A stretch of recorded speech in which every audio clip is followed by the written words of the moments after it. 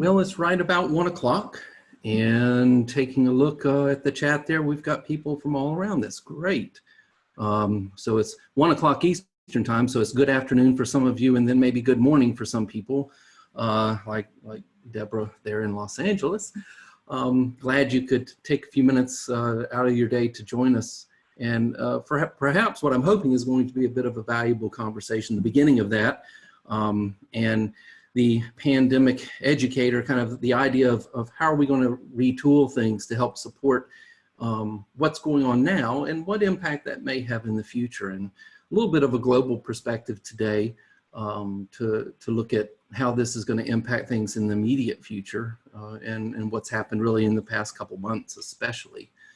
I'll go ahead and kind of give you some background and some information about what I hope to accomplish with this show and offering this kind of weekly for a while, and just see what sort of topics we can come up with that might be helpful to those of you around the country here.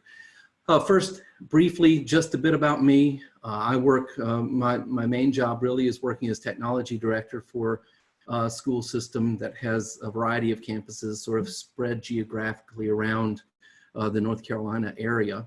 And I do a lot of work with them at the schools, also some remotely. So this shift for me was a little bit of a change to sort of all the time from some part-time in that sense to begin with. I also consider myself a teacher. That's what I love. That's what I started doing back in the late 80s, and have taught through, well, pretty much every grade from 5th grade all the way through 12th grade, and some professional development for adult learners as well. I spend a lot of time developing out e-learning projects. I enjoy that, kind of my bit of passion now. And I do a lot of presenting on topics that range from education technology, learning systems, testing, assessments, things like that. So that's what I do. And my passions outside of that, of course, my family. I have a couple of children and an extended family. My daughter and I'm a new grandpa this past year. So they live in the western part of the state here in North Carolina. And then I have a son who's in his 3rd year at East Carolina, and hopefully 3 of 4. I told him after 4, then maybe there would be some other way he'd pay that, but we'll see. I like helping other people learn. I'm really enthusiastic about geography. I taught AP Human Geography for a while I was head of school in the area, and cooking as well. The one thing about being somewhat isolated here at home, if I have all the things I need, I do love to cook, so I have some time now to do that, maybe a bit more than I used to. So that's just a bit about myself. The mission, kind of what do I want to do? What's the big picture here, the vision for this particular show? And for this, first I do want to thank Steve for having this conference. I think it's a great idea. When I learned about it and sort of read up on it, I thought, wow, this is a great tool. And I do appreciate that, Steve, and all your work putting these things together and giving us this opportunity.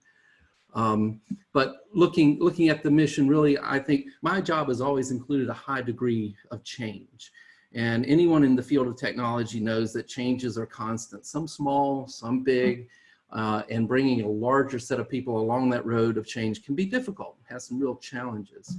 Our mission here is to accept that change and understand that the pieces of that machine of change have to operate in sync for things to go well and reach that peak of performance. And how do we get those parts to work well when they're so new, maybe to some people within an organization? So hopefully you'll join with me and jump in with some of these topics and thinking about them and posting some good questions along the way. This episode, the first one, is really called No Turning Back. And when I talk about this idea of retooling, which is part of the title of this show, I really refer to the moving towards the acquisition of skills, new skills and methods and opportunities to provide learning experiences. And that could range from the youngest of the young, preschoolers, all the way up to adult learners. I see that the current situation has the potential to force a great leap forward in the use of technology in teaching and learning. Innovation will become a forced norm, the way I see it, and teachers and students, colleges, K-12, professional learning organizations will dash to find the right delivery method for their situation. The immediate struggle to retool involves this idea of a mind shift, where traditional roles must quickly adapt and recognize dramatically different learning environments. From just a few months ago, think about how things really have changed, maybe marginally in your institution or very dramatically just in the past weeks or couple of months. Pretty astounding in some situations. Teachers who've never led online learning are now being thrust into this role with a wide range of training levels, from figure it out to complete professional development programs, sort of setting the stage for a successful learning experience. Students really are having to connect to new learning methods and modes to keep their studies going and their training. Again, with varying degrees of preparation. Best case, they were already part of an online learning experience. Worst case, this is the first time they've had to try and learn this way. I don't want to leave out the learning support cast, because part of this dynamic includes things like parents or perhaps employers, could be peers, all having to make a shift in how they can help and find and assist in a successful learning experience. This mind shift is critical. And I'll get kind of more to what that mind shift means and the role changes that kind of come along the way. The third really is to establish a vision and communicate it. Most people want to know how and why things will change and what impact this has on them personally. It takes really skillful communication, and that largely is happening in electronic formats now. And communication also means establishing those connections. This is where some real work will have to be done. How can we best connect with our learners through the electronic modes available for this type of communication? Our peers, other people we work with, down the chain of command, how do we communicate in a little different way? I've titled this episode No Turning Back, and I really mean this largely in a positive way. While the current pandemic situation carries all sorts of horrible things happening to people around the globe, I think out of this trying time, we can come to the surface with a new outlook on the role of technology, the way we teach and learn, and how new opportunities in learning will be discovered. I hope to bring in guests from a variety of perspectives over the coming weeks, representing these different players in the newly formatted education landscape. I want to offer an opportunity of sharing of ideas, and your participation here and being able to offer some things that you have in terms of your thoughts will be important. And we'll be trying to integrate those through the chat window if you have some specific questions to try to integrate that into what we're talking about for sure. I'll also be adding some links to information into the chat area that we're covering.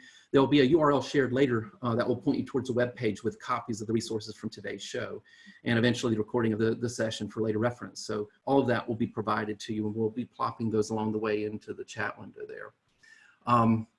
With that, I would like to bring in my guest today, and is a longtime colleague in education who has an extensive background in many things dealing with education. Most importantly for us today will be helping us understand what can we look for in education that may change after a significant world event like the current pandemic, based on some past history that we have across our planet. Dr. Tim Hall is an educator, author, scholar, and presenter. He is a senior fellow of the Religious Freedom Institute and founder and lead consultant of Religion Matters. He is the author of several textbooks and supplements, curriculum standards, and several popular history texts, which I do have some of my own copies.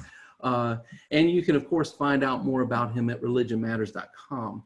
I've also included links to site and information at the Pandemic Educator webpage, which I'll share during the presentation. Again, thank you, Dr. Hall, and I really thank you for your time today. I know you had a session a little bit earlier, specifically about religion and integrating that into education and the role it plays. But here I really want to get your insight on a few key topics. that will help emphasize the idea that there could definitely be no turning back in education after the current world crisis. If you want to chime in and just say hello and a few things, I can start us out with a few discussion questions. We'll be watching the chat window, but anything else you want to add after that introduction I provided?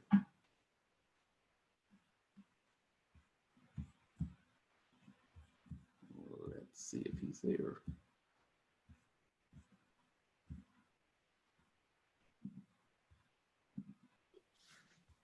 Are you there, Tim? Yeah, I'm here. I'm sorry. I couldn't unmute myself for a moment there. Sorry. There you are. Very good. Well, thank you for having me, Dave. I'm very appreciative of our relationship over the years, and definitely very appreciative of your perspectives on technology. It's always been very helpful in the past, so for sure. So I guess what was the first question that you were? I just say if you had anything to add. I've got a couple of prompts that I want us to start with, and we can start into that if you like, because I'd like to pick your brain a little bit on a couple of things that you might pull out from history, being kind of the expert that we have here.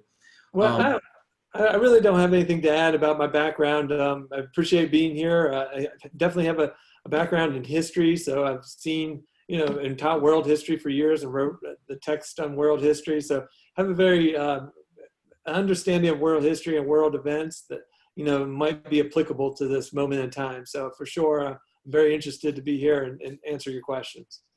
Yeah.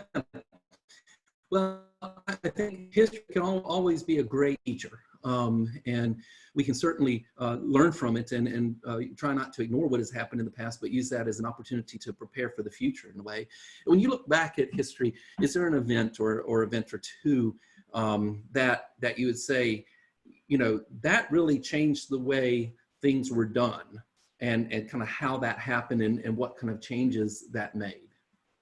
Yeah, and I guess just related to COVID-19, I think I'll use two other pandemics as good points. I mean, there are definitely some other ones that you could talk about that really changed the way society moved.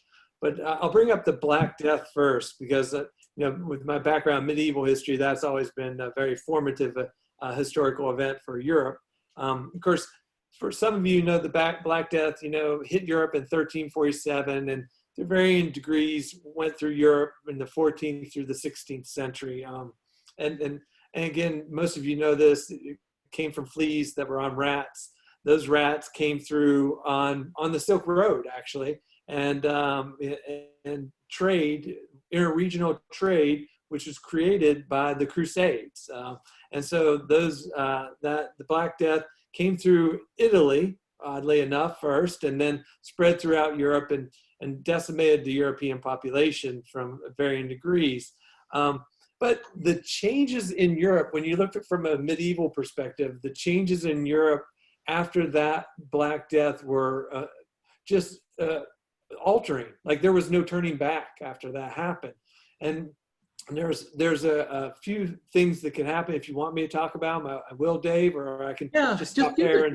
Give an example how, kind of a way people lived. I mean, their behavior, what shifted dramatically as a result of that, and really didn't change, it didn't go back after that.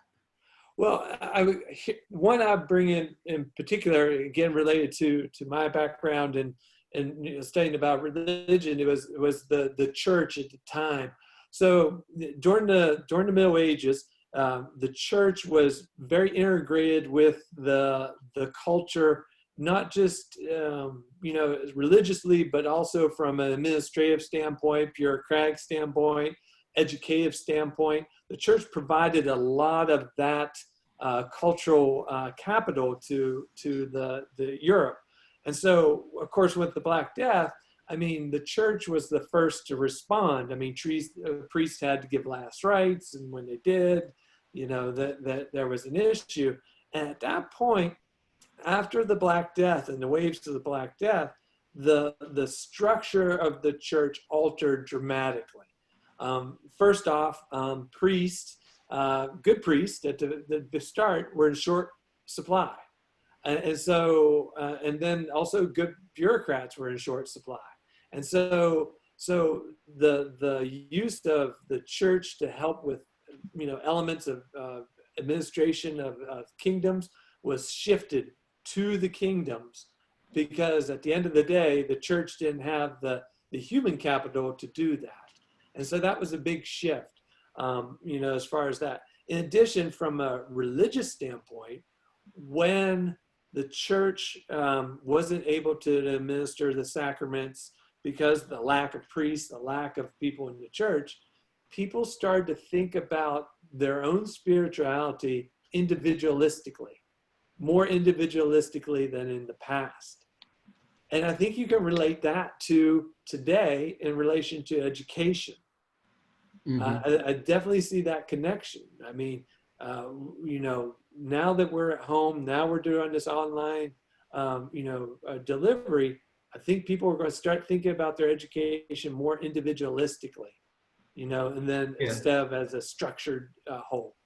So if you're looking at that event and how it changed, it sounds like there was a real bureaucratic and political shift of how things had to be governed and run, as well as a growth in individualism and one's ability to kind of look at themselves a little bit more as an individual versus part of something that maybe was the church or something like that before. And I think some of those correlations on that shift and kind of never really going back to that. I guess, I mean, at that point, the role of the church sort of went in a direction that was new and really didn't change from that. It kind of patterned on. Is that correct in saying? Yeah, I mean, definitely it's definitely a shift, and then there's slow transfer over time, but that shift started to happen right then.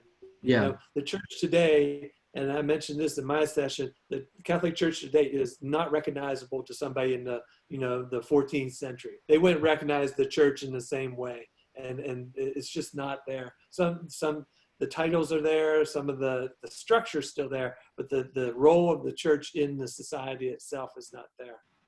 And then in also relation to the church too, of course, the Latin church used Latin to administer the sacraments, the liturgy, and also in education, because the church was really the original sponsor of most universities. That's right. Yep. And so with the Black Death, with that, Latin started to fall in disuse, and they started to use vernacular languages now. So that is a shift as well, from a Latin to a vernacular language, which really kind of changes things as well. Now cultures are more onto the nation and themselves, your French, your English, your German. So that change in Latin to vernacular was created by the Black Death as well. Very good. I've flipped over to a second slide here that I'd like for us to talk about just a bit. When you look at these historical events that have gone on that have been sort of game changers and really life-changing things in the way people operated, this current pandemic, is this going to be one of these things, and is it going to create that dramatic change, and how might this be that game-changing thing for education, and forging out a little bit of a stronger maybe global perspective on things of how we are connected. I know through the mapping, some of the mapping to throw in geography here has been really interesting to me because of how connected we really are as a world, and how fast these things can be shared, in this case through a pandemic, unfortunately. But then we have ideas and things that will come out of this. I kind of see this as we've forced really millions of people in our country to completely shift the way they look at their day and how they interact with one another.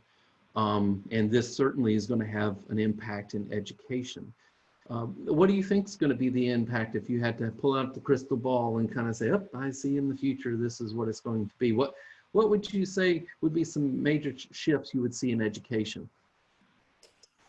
For education in particular, I would think, looking at your third question, will this forge a stronger global perspective on education and technology? I think I think for a lot of people it will. Mm-hmm. For some people that were already thinking about global education, they always knew this was the case. But for other people who said, well, that's happening in China, that's not happening in Kansas, for them, it's going to become very crystal clear that, we need to understand the globe. We need to understand this globalized world that we're in, and we need to be more technology aware of what's going on in case we have to have another situation like this day and time. And then I think going back to the individualized spirituality that came out of the Middle Ages, I think a lot of people will start thinking about individualized education plans. And, we can do this ourselves, and we can do it this way, and we can, shop here for the best of, education that we want online, and that's available. I think those are some definite areas of growth and opportunity. Yeah, I see some things that have been informal types of learning for a while, kind of being formalized a bit more now. And I use an example of like YouTube. If I need to replace the belt on my lawnmower, I can go on there, which actually I did, and I watched a little 7-minute video, and then I climbed under my mower and I put a new belt on. And very informal learning. I had the tool, I could find it, watch it, then replicate that. And I think young people are pretty skilled at that because they're kind of growing up in that environment. But with this push in education, one of the things that I see as a real game changer is a lot of that informal way we use technology to kind of learn. Maybe that's not a real, sexy word to use in terms of younger generation to learn something, but that's what's going on. Is that now going to be a formalized piece? And really looking at how can we take those tools and now make it a structured environment that's sequenced, that's put together to meet some goals and objectives. So I think that will be an interesting outcome of this. I think you're quite right. I think the idea of like ultra learning will become something that people will start using as well, where, I guess, if you're in a typical school day, you're used to, 6 or 7 periods of the school day and going in set motion. But instead, a student now in this day, at this point, can say, I'm really interested in history today in this particular topic, and I'm going to take it to the maximum way that I can learn today. And I'm just going to focus on this today and have that ultra learning. I think that's going to be something that will be part of it as well, where people are learning more asynchronously and able to do some ultra learning as well. Right. Well, I want to share a few things, just some ideas, observations I have, and listen in, and then we can come back around here at the end of this. And maybe if you have some thoughts on any of these, you can share those along as well. So these are some things that I kind of watch carefully from my position in the world of education and technology, and try and keep my finger on the pulse in terms of what's going on around that world. And one of the things that's been real apparent is this idea of haves and have-nots. Some people having access to internet and to curriculum and things that they could get remotely, and others not. Some people having that curriculum ready to go online, or they're still, I've got the textbook, is at school. Well, how are the kids getting to that? Or I've got these materials. I usually did a face-to-face training for people. Now I need to somehow get that into an electronic form. So this idea of have and have-nots could also be looked at, those kind of more prepared for a situation like we are now, and those who are not. And I wonder, once this current experience is sort of done and over, can those who are, maybe I'll call them technology less on the scale, ever turn back to the status quo from before the pandemic? Once they start to learn, oh, I can get this electronically on there. Oh, we can provide access points to people to get to the training, to get to the education. Will it ever go back? I think probably not like it was, for sure. And also, will it motivate those education leaders so reluctant to accept some of the tools of technology in a new direction with a new shift in attitude? because there is still that laying out there in the world of education, the role of technology and how infused that really is into a situation. And there's a good infographic that was put together, and I'll share a couple of slides from this, and there's a link. I think we can drop it into the chat window, but also we'll have it at the very end too. And I pulled a couple pieces of this infographic, and this is no news to anybody probably, but and again, it's nearly, well, not quite a month old, so all these numbers are, hey, a whole lot higher than this right now. But this truly is global, and it truly has put a lot of learners into a completely different environment, completely different situation. And as the instructors on the provider end, have we been agile enough to make that shift in our organization, in our school, to provide that to those people? Maybe, maybe not. It just kind of depends on that situation, but I think it's worth thinking about how quick has that change been for any institution. Some people may have already made it, and others perhaps not so much.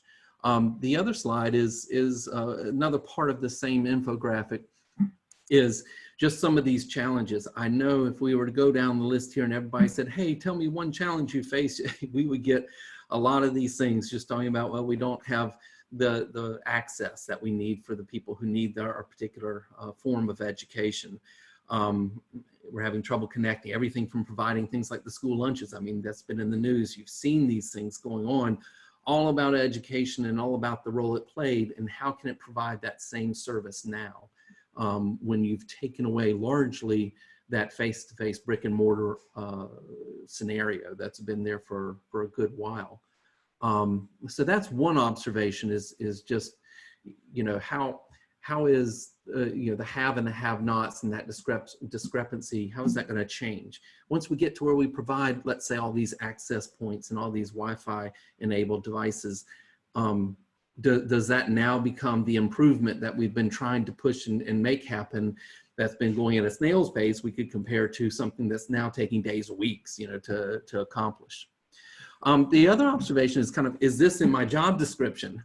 And I think, for administrators, you have people that play roles in this. And first you have administrators.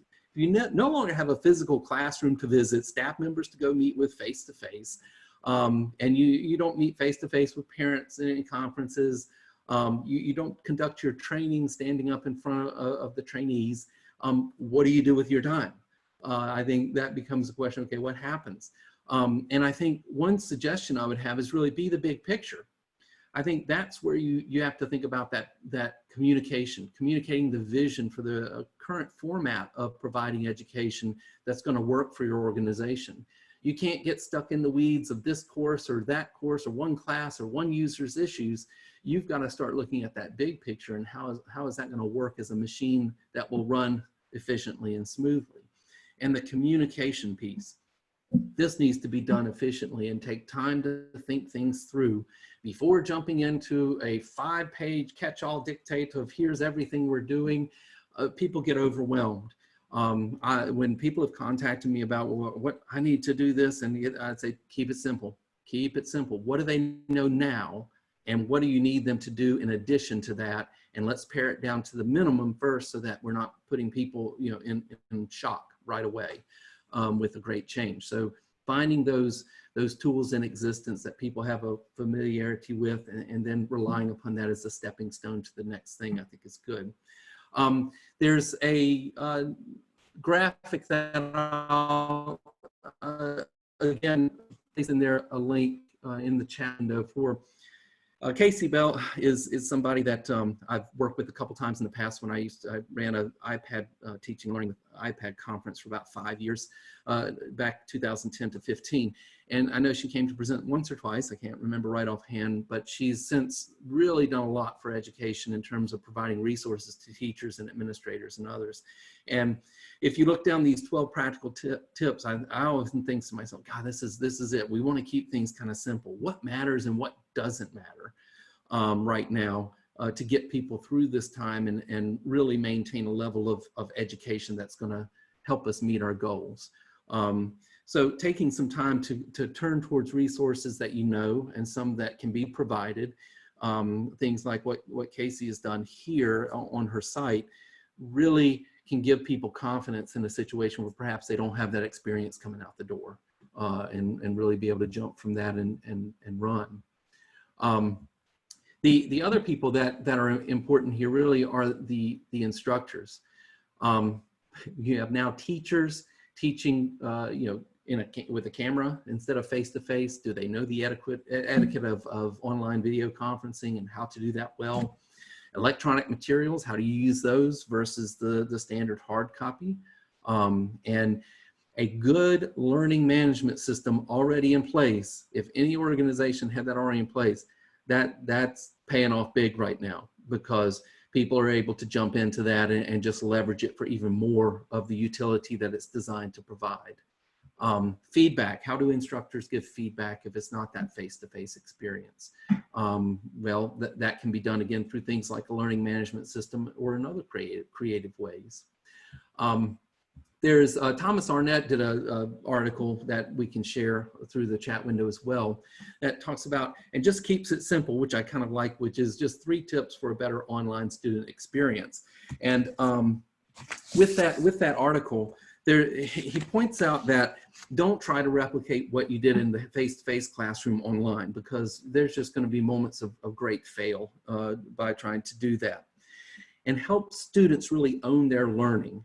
That motivational piece, that ownership piece on the side of the learner really is important. And I think it's worth finding ways to facilitate that. And the third thing is to facilitate that connection piece, and that's where the communication comes on board, because you have to be able to connect with your learners. If you disregard that, I think you're going to have people lost. Even in the schools, it's like, hey, you don't hear from somebody for a few days. You got to reach out to them. You got to say, hey, everything okay? Is there anything you're having trouble with? What can I do to help support that?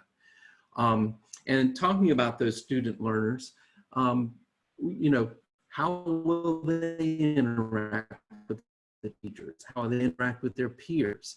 And are there ways at home to prepare student learners, especially on the younger end of the spectrum? Common Sense Media has a great article they put together, and I think we can share that in the chat window too, that good tips for families. Hey, if you want to help your child in adjusting to really an online education exclusively now, here's some things you can do. And I would direct anyone to that if they're looking at ways to share out resources to their learners, especially this would be mainly for K-12, but some good ideas really for all learners in that set. With the supporting community, family, an extended family, you have to find out, how do you communicate with them? How do you gather them in? Do you have online virtual sort of coffee with an administrator? One of the schools was doing that, which I think is a great time for them to informally gather and post a question if they wanted to. So it's a good option. Now, curriculum providers, I think if you're in education, I know that I've received 100+ emails over the past 2-3 weeks from every person telling me what they're doing to help during COVID-19. So I think they're really all trying to help, trying to find ways that they can support educators to help them with their learners. And I'd say just seek out the help. Ask if you can get access to certain things that maybe are problematic now. I mean, the worst thing you can do is say no and move on to something else if you want to. Rely on your peers, social platforms, share materials, ideas. All that's good for everyone, because it helps build your capacity for what you have to be able to do in this kind of unique environment for many educators around. The professional development perspective here, and I sort of labeled this slide as twisting arms to building muscles, because of my own experience, because this is largely what I spend my time doing. And for years I've experienced through this work that kind of getting staff to integrate technologies in teaching is sort of like twisting the arm. Some people jump right in, and early adopters, they go. And then others are kind of leading along. what I see now really is a shift from that technology resistant sort of passive aggressive to rapid acceptance. You know, I need this now. Like on the slide there, that very last square at the bottom right is real. I mean, it's, you know, we need all of these things and we need them to happen kind of now. And anybody who's been in charge of implementing technology platforms and things knows that, you know, now is difficult. And because many things have learning curves. That's why I said if you have a robust learning management system in place already, wow, you've got a good step inside the doorway and have some things readily available to you to jump in with. If not, then you need to find those ways. Any of it really can work. Google Classroom, you can make work for you. It has things in there that are perfect for trying to provide things remotely. And so what's happened here with this professional development is what I've seen is, in some cases, what I've been trying to do for years really to make happen has turned over in a week. To, oh yeah, we're doing this now, and everybody's kind of jumping in and doing it. So sort of interesting on that end how technology is going to be brought into the arena just a bit. I wanted to check in with Dr. Hall with me rambling on there about the different perspectives and the key players in there, and kind of some of those ideas about how to provide education and the thoughts to keep in mind when building this out. Things you have to share. Let me unmute you, hold on.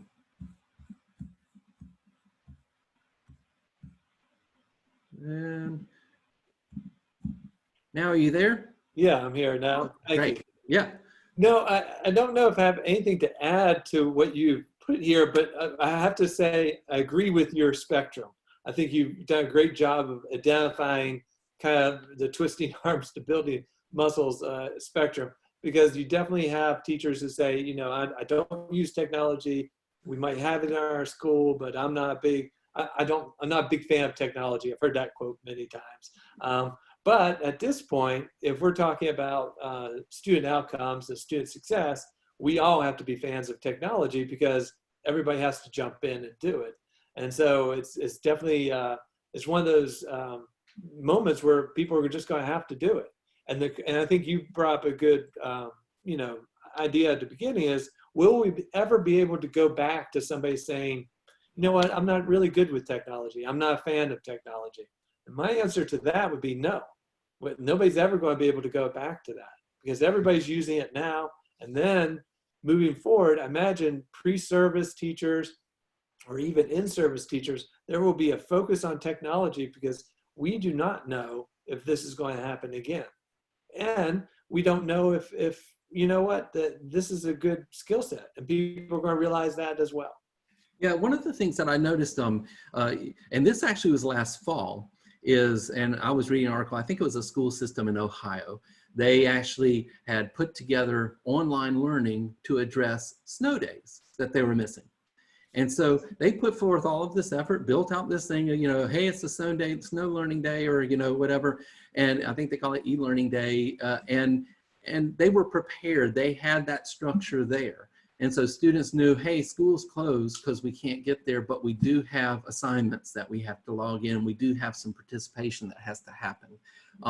And when I think about that school system, I'm thinking, wow, you know what, they had a small step to make, right, over the past few months to get to something where they could really be ready to prepare for providing education to students. You have at the university level, some universities which, you know, really are entirely online.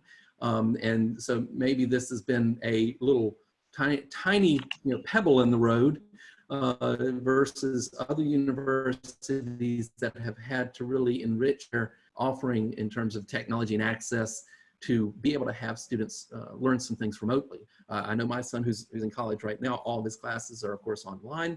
And he said, oh, Dad, business accounting really is hard to learn on your own. And I said, yes, but you know, there was some great resources, some good videos, some good content. He said, but I do understand it better because I have to know it. I have to learn it. I can't be passive in this. And I thought that's sort of an interesting comment to make with the new format of how education's kind of connected in to students nowadays. I would add that I think a lot of teachers, when being forced into this role, whether to varying degrees, will also see the benefits of it. I think they'll see that too. I was talking to a colleague the other day who was talking about doing a Zoom, conference call with his students, and saying the discussions that he had in the Zoom conference call were so much better than they were ever in the classroom.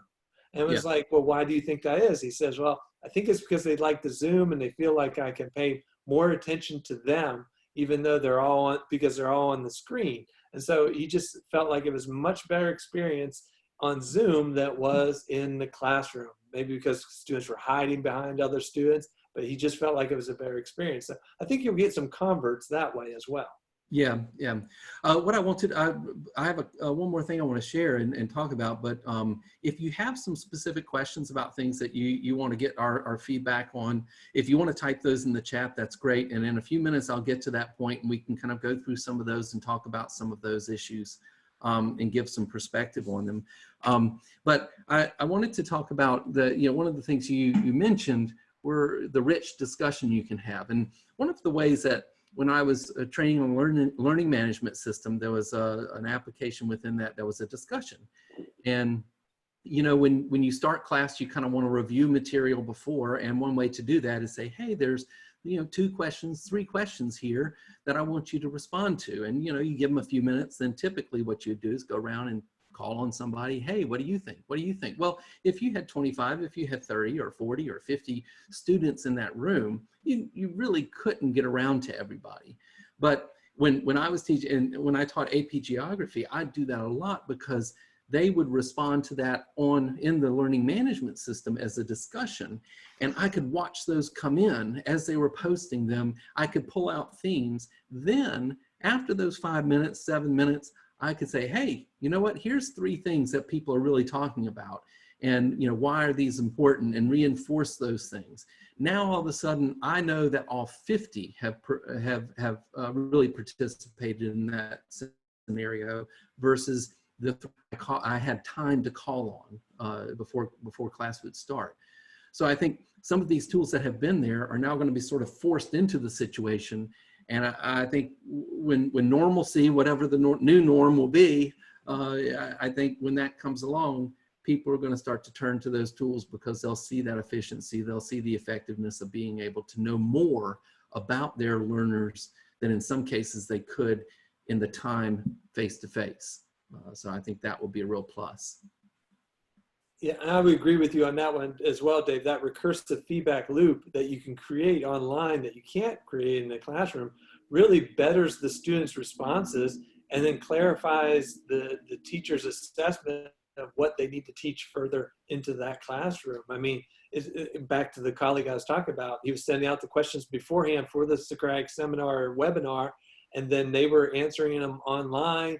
They were getting feedback from each other. By the time they got to the webinar, they had a very good idea of what they were talking about and the answers that they had for those questions, which enriched that discussion so much more than just, hey, read these, consider these questions, and we'll talk about them in the class. Yeah, yeah. And again, those of you out there, I mean, you look at the tools that you have in existence right now, think about how can they be continued to use, or what you need to add to that to maybe get some of those needs met in this new environment of trying to provide education in a much more remote way. Couple resources, and if you on the screen at the very bottom, there is a URL, and that is a web page that I posted the links and all the things that I've kind of used here. I'll be adding some things to it, and eventually a link to the recording of this, so you can get back to it if you want to. So those resources are there, and I'm going to, I did want to mention one thing I put on there. I haven't talked about it yet, but the ghost map. I had to throw this in. If you look on the slides, in the background is an image of the ghost map, which is a map drawn by Dr. Snow in the 1850s during a cholera outbreak in London.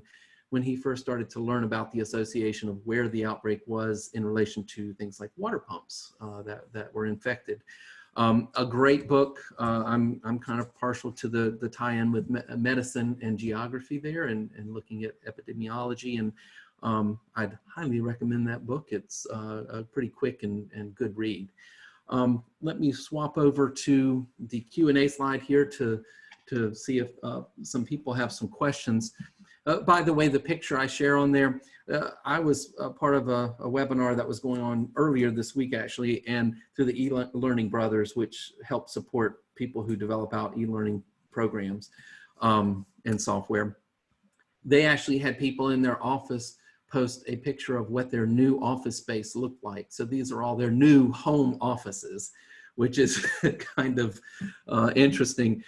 I'm saying that my home office area is, one, not as neat as Dr. Hall's is, I'm sure, and probably looks like the messier option of that picture on there. So that would be my commentary on that.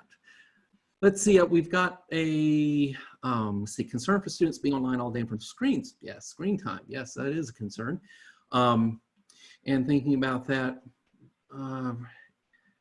says, we're looking at the future of rethinking scenarios like this pandemic that are forcing us to learn and connect in this virtual electronic way. What kind of day would you, as a parent and education influencer, suggest students have? Indoors, outdoors, physical, sedentary? Is this an opportunity to kind of rejig not only learning, but you know, the waking day for children in society? Well, I think you're right on some really good points there. I read one thing where, you know, if you had a lecture that was 40 minutes, you should make it really no more than about 15 if you're doing something online. You know, you want to pare these things down. And the one thing I'll say about screen time is taking a look at the screen time in terms of that passive versus active screen time. If students are actively engaged in things, then that can be, you know, of course, much better than just sort of passive. So thinking about building out learning to actively engage the students would really help.